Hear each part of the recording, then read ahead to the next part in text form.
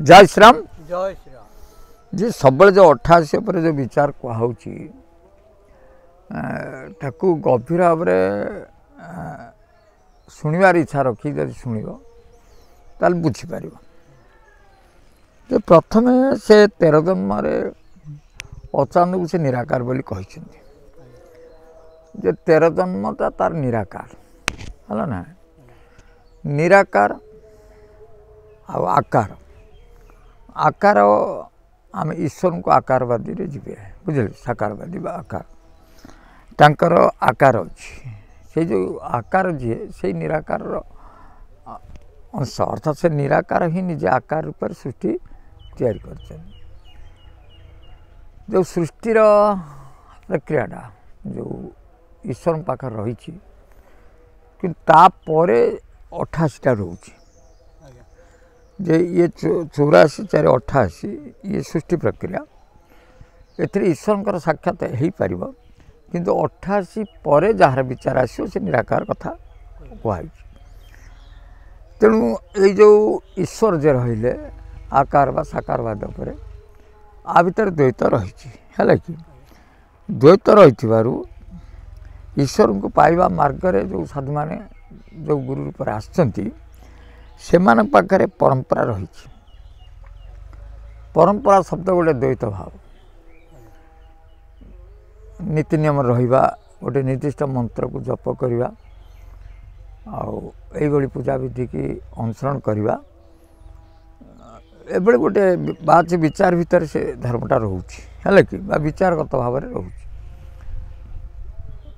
ये जो निराकार कथा से उठे आगे बुझा दरकार जे गोटे स्थूल शरीर अच्छी स्थूल शरीर भोग अच्छी है ना।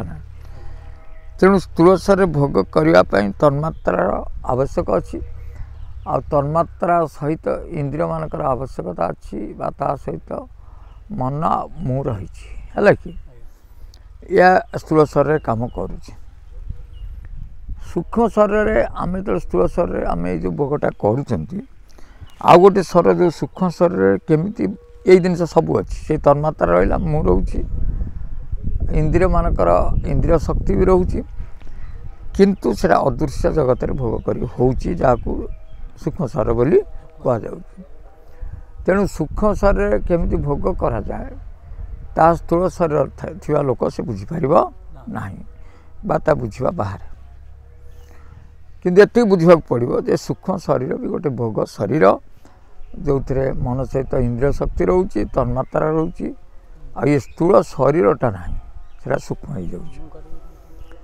जाए से तो रही सब किंतु ये दीटा शरीर पर जो विदेह लोक रोचे जे कि विदेह लोक जहाँ कहुची से जो विदेह लोक तन्मात्रा रोना आगे जाना कथा तन्मात्रा 5 प्रकृति से रहा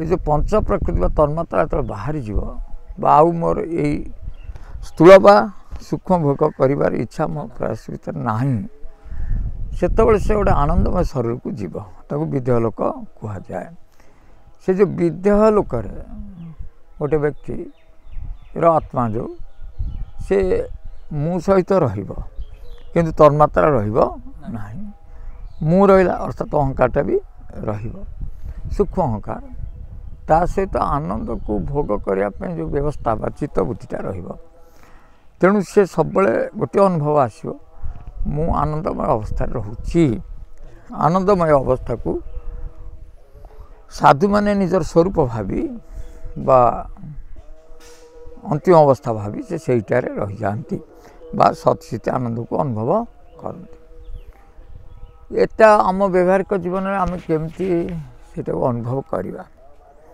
ना देखिए जो जितेबाला तन्मात्रार सूक्ष्मता को आसो सूक्ष्मतार परिचय देख पाइब से तुम पंचवर्ण ज्योति सहित सूर्य को देखा पाइब तेणु पंचवर्ण ज्योति हूँ पंच महाभूतर सूक्ष्मटा तेणु सेटा को त्रिकुटार अ आ उ ए ओ ई अ आ अंग आंग उंग एंग इंग अ आ उ अंग उंग ए इंग अ आ उ ए ओ इ अ आ उ ए ओ इ अ आ उ ए ओ इ है 5 ये जो 5टी जो पाइले कौन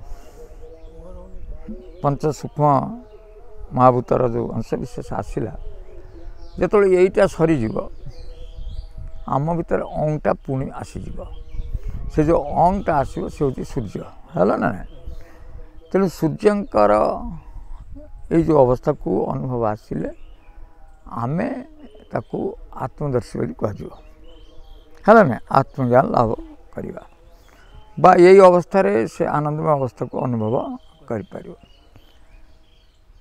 यही अवस्था हूँ विदेहलोकर अवस्था जमी स्थूल शरीर आमर आयुष जमी निर्घंट कराई सूक्ष्म शरीर देव शरीर भी आयुष निर्घंट करा किंतु आम ठार बहु गुण बड़ थी तो अमर बोली कहुँ किंतु तांकर मृत्यु अच्छी तापर जो विदेहलोकर जो स्थिति जे रोचे आत्मा गुड़ा सी भी सूक्ष्म लोकर आयुष ठार आहरी हजार हजार गुणर आयुष रोचे अर्थात से विदेह लोकर आत्मा बहु दिन पर्यंत बहु जुग धरिक से आनंद को अनुभव करे किंतु आनंद उपभोग गोटे अंतिम अवस्था नुहे है ना ना से गोटे ज्ञान अवस्था ही आम अंतिम अवस्था आसो आम स्वरूपटा आसो तेणु ये जो आनंद अवस्था जो मानकर सरी जाइए भोग सरी जाइए तार हिसाब करें काल हिसाब से माने से स्थान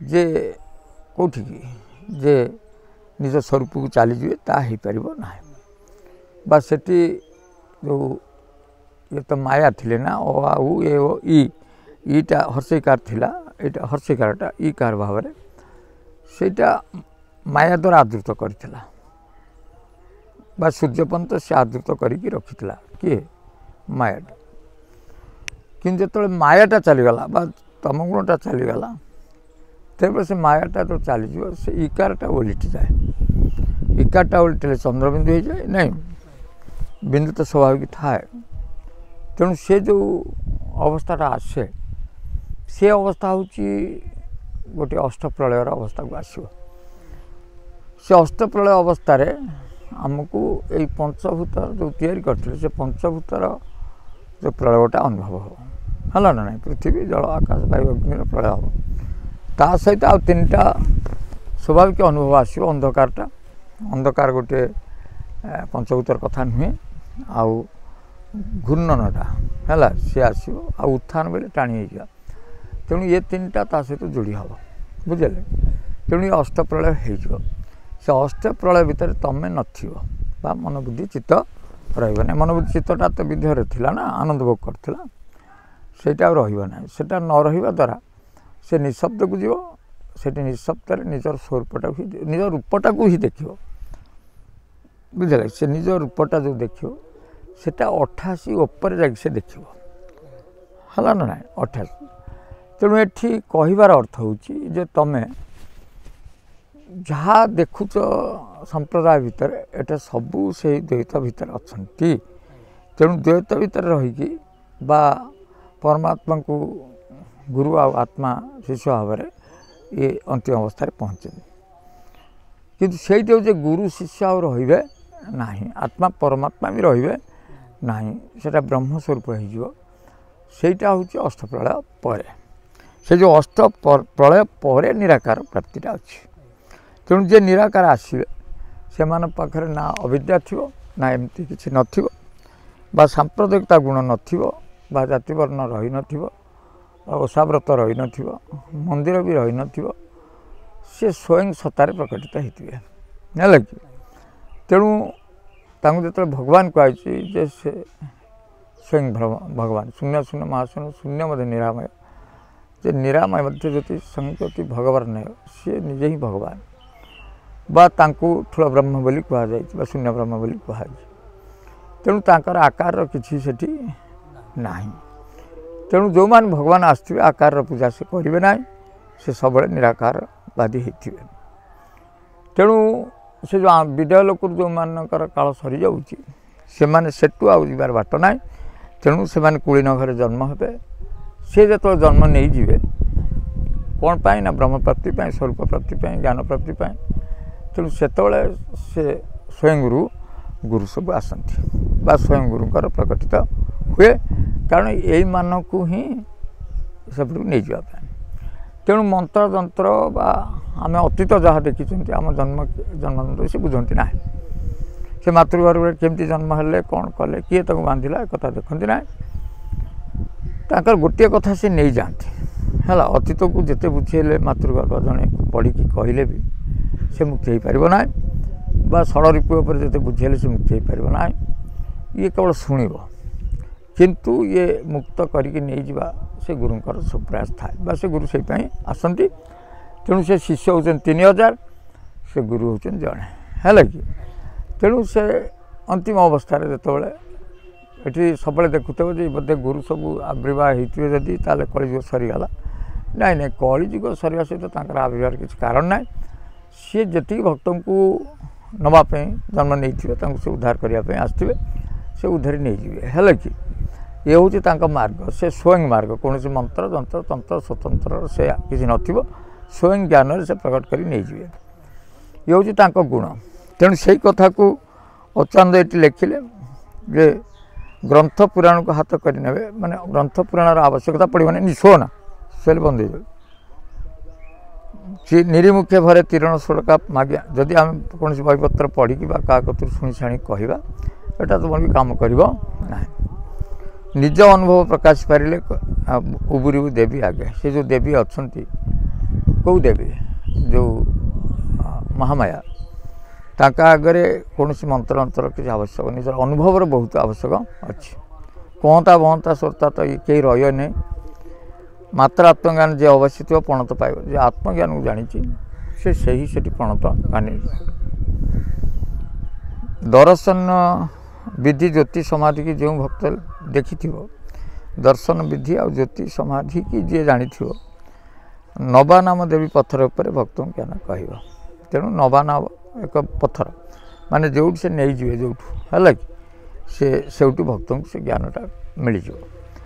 ନବା ନାମ ଏଠି ମାନେ ଗୋଟେ ନାଁ ନୁହଁ, ନବା ନାମ ମାନେ ଯେଉଁଠି ସେ ନେଇଯିବେ, ସେ ଦେବୀ ପଣତ କରିକି ଯେଉଁଠି ନେଇଯିବେ ସେଇଟାକୁ ନବା ନାମ ପଥର କୁହାଯିବ।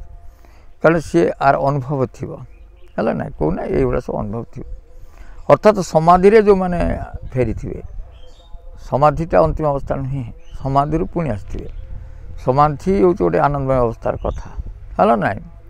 ସେ ଯେଉଁ ଆନନ୍ଦମୟ ଅବସ୍ଥାରେ ବି ଯେଉଁମାନେ ଫେରିକି ଆସି ବିଦ୍ୟା ଲୋକରୁ ପୁଣି କୁଳିନଗରରେ ଜନ୍ମ ହେଇଥିବେ, ସେଇମାନଙ୍କ କଥା ଏଠି ପଡ଼ିଛି, ହେଲା ନାହିଁ। ଦରସ ଗଲା 88 ପରେ ଯାହାର ବିଚାର 8 ଧ୍ୟାୟୀ କରି 300 ମଧ୍ୟ ଗଣିତା ଅଟନ୍ତି ବ୍ୟକ୍ତିବେ ନିଶ୍ଚୟ। ସେଇଟା 88 ଉପରେ ବିଚାର। ଏଇଟା 84 ହେଲା ନା, 84 ଏ 4 88 ଦୁଗ୍ଧିଘର ହେଇଯାଉଛି। ସେ ତାପରେ ଯେଉଁ ବିଚାରଟା ଆସିବ ବା ତାପରେ ଯେଉଁ ଦର୍ଶନ ବିଧିଟା ଆସିବ, ସେ 8 ଧ୍ୟାୟୀ କରିକି ଆସିବ, ହେଲା ନା। 8 ବୋଇଲେ ଅଷ୍ଟାଙ୍ଗ, ଏ 8କୁ ଜାଣିବ, ଏ 8କୁ ବି ଜାଣିବ। ଆ ପରେ ସେ ତା ବିଚାରଟା ଆସିବ, ହେଲା ନା। 300 ମଧ୍ୟ ସେ ଗଣିତ ହେବ। ନିଶ୍ଚୟ ଭେଟିବ ଶ୍ରୀହରି। ଶ୍ରୀହରି ମାନେ ଏ ଅବତାରକୁ କୁହାଯାଏ, ହେଲା ନା। ଯଦି ନିରାକାରଙ୍କର ସୂତ୍ର ସେ ଜାଣିଥାଏ, ତା ଏଇ କଥା ସବୁ ଅନୁଭବ ଥାଏ, ତାହେଲେ ନିଶ୍ଚୟ ଶ୍ରୀହରି ବା ଅବତାର ପୁରୁଷଙ୍କୁ ସେ ଭେଟିବ, ବା ଅବତାର ପୁରୁଷ ତାଙ୍କୁ ଚିହ୍ନିବେ। ତାହେଲେ ସେ ଅବସ୍ଥା କ'ଣ, ତୋହ ରୂପ ତୁ ଦର୍ଶନ କରିବୁ, ଭୟ ନ କରିବୁ। ମାନେ ତୋ ନିଜ ରୂପଟାକୁ ହିଁ ତୁ ଦେଖିବୁ। କେଉଁଠି ନା ଅଷ୍ଟପ୍ରଳୟ ପରେ। ଅନନ୍ତ ଗୋସାଇଁ ଅବାରଣ ଭୂଇଁ, ସେଇ ଜାଗାକୁ ଗଲେ ତୁମର ଅବାରଣ ହେଇଯିବ, ତୁମ ପାଇଁ କିଛି ବାରଣ ରହିବ ନାହିଁ, କିଛି ବାରଣ ରହିବ ନାହିଁ। ଦେହ ଅଧ୍ୟାୟର ବିଚାର ବି ରହିବ ନାହିଁ।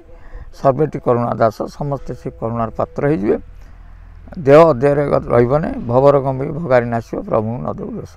ଏଇ ଯେଉଁ ଭବରଙ୍ଗ ଯେଉଁ ଥିଲା ସଂସାର ମାୟା, ତୁ ନିଜେ ହିଁ ନିଜ ତାର କାରଣ ହେଇକି ନଷ୍ଟ କରିଦେଲୁ, ଆଉ ଭଗବାନଙ୍କୁ ଦୋଷ ଦେଇ କିଛି ଲାଭ ନାହିଁ। ଆପଣା ହସ୍ତରେ ଯିହାକୁ ଛେଦିଲେ ପ୍ରତିଦ୍ୱନ୍ଦ୍ୱୀ ଯେମିତି କେହି ନାହିଁ। ସୁକର୍ମ କୁକର୍ମ ବିଚାରି ପାରିଲେ ପାଦପଦ୍ମେ ଲୀନ ହୋଇ। ହରେ ରାମକୃଷ୍ଣ ଚରଣେ ଆକୃଷ୍ଟ ହୋଇ ତୁ ଦେବା ନିଶି, ପାମର ଅଚ୍ୟୁତ ନିକଣ୍ଠ ଭଣିଲେ ନ୍ୟାୟ କହିଲୁ ବାଛି, ନ୍ୟାୟ ତ କହିଲୁ ବାଛି। ତେଣୁ ଏଇଟାକୁ ସେ କହିଲେ। ତେଣୁ 88 ଉପରେ ଯେଉଁ ବିଚାର ଆସିଛି, ସେଇମାନେ ନିରାକାର, ତାଙ୍କ ପାଖରେ ମନ୍ତ୍ର ଯନ୍ତ୍ର ଏମିତି କିଛି ନାହିଁ। ସ୍ୱୟଂ ଜ୍ଞାନ, ସେଟା ସେ ସ୍ୱୟଂରେ ସତ୍ତାରେ ଅଛନ୍ତି। ତାଙ୍କୁ ମନେ ମନେ ଚିହ୍ନିଲେ କିଛି ଲାଭ ନାହିଁ। ସେ ଚିହ୍ନିବା ଲୋକ ଚିହ୍ନିବେ, ଯେଉଁମାନେ ବିଦ୍ୟା ଲୋକରୁ ଆସୁଛନ୍ତି ସେଇମାନେ ବୁଝିବେ, ଆଉ ସେମାନେ ଆଗକୁ ଯିବା ପାଇଁ ଚାହିଁବେ। ତେଣୁ ସେଇଭଳି ଗୁରୁ ସେଇଭଳି ଶିଷ୍ୟ ହେଲେ କଥା ଘଟେ। ହଁ, ତାହେଲେ ରଖ।